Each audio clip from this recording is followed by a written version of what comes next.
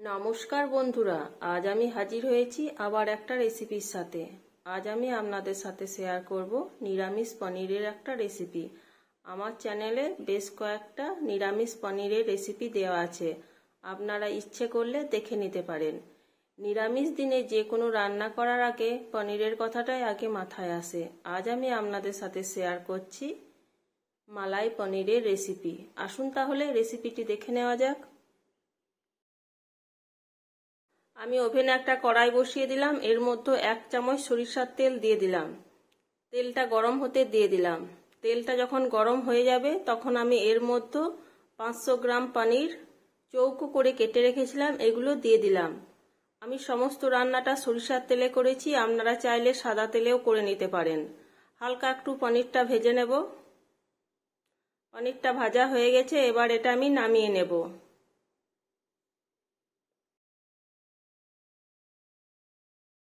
ওই কড়াইয়ে আরও 1 চামচ সরিষার তেল দিয়ে দিলাম। দুটো ফেটানো এলাচ, সাহা জিরে সামান্য, কয়েকটা গোলমরিচ ও কয়েকটা দারচিনি দিয়ে দিলাম। ফোড়ন থেকে মিষ্টি যখন একটা গন্ধ বের হবে তখন আমি এর মধ্যে 1.5 চামচ আদার পেস্ট দিয়ে দিলাম। বাটিটা ধুয়ে জলটাও দিয়ে দেব।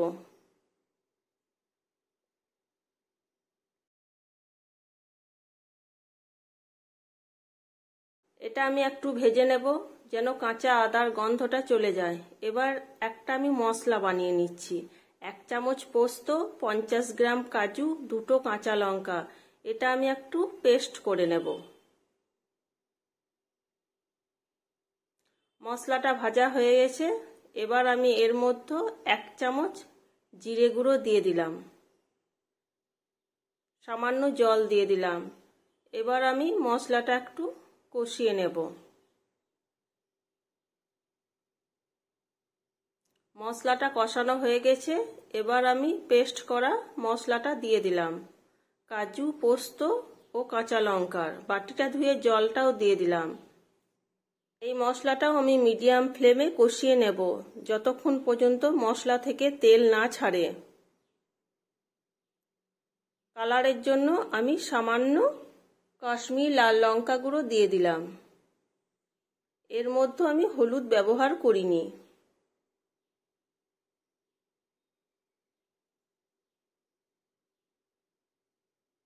মশলাটা কষানো হয়ে গেছে, মশলা থেকে তেল ছেড়ে দিয়েছে। এবার আমি এর মধ্যে 2 বাটি দুধ দিয়ে দিলাম।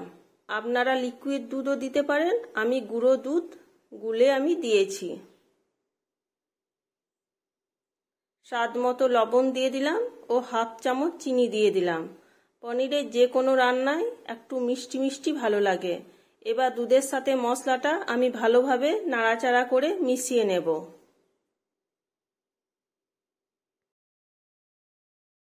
গ্রেভিটা ফুটে উঠেছে, এবার ভেজে রাখা পনিরগুলো দিয়ে দিলাম। একবার সমস্ত কিছু নাড়াচাড়া করে নিচ্ছি। ঢাকনা না দিয়ে আমি আরও 2 মিনিট এটা ফুটিয়ে নেব।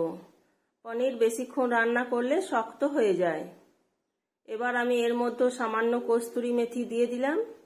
এটাও ফুটে উঠেছে এবং বাড়ির তৈরি করা মালাই দিয়ে দিলাম। আপনাদের বাড়ির তৈরি করা মালাই না থাকলে আপনারা ফ্রেশ ক্রিম দিয়ে দেবেন। আমি স্টিমটা বন্ধ করে দেব। এটা একটু নরম রাখতে হবে, কারণ ঠান্ডা হলে পনির এই ঝোলটা টেনে নেবে, তখন গায়ে মাখা মাখা হয়ে যাবে। এবার আমি এর মধ্যে 1/2 চামচ ঘি দিয়ে দেব এবং স্টিমটা বন্ধ করে 5 মিনিটের জন্য ঢাকা দিয়ে রেখে দেব। আরেকবার আমি সমস্ত কিছু নাড়াচাড়া করে নিচ্ছি।